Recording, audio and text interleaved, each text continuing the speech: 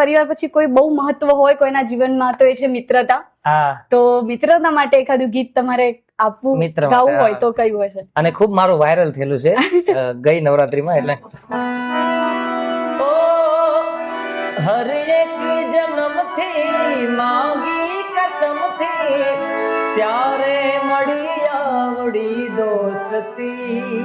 જે કોઈને ના ગમે પણ હોય જ બધા પાસે, એટલે કે દુશ્મનો, તો પછી દુશ્મન પર એકાદું ગીત થઈ જાય. મારી પાસે તો કોઈ નથી, પણ તો હું ગાઈ નાખું. વાહ, લકી.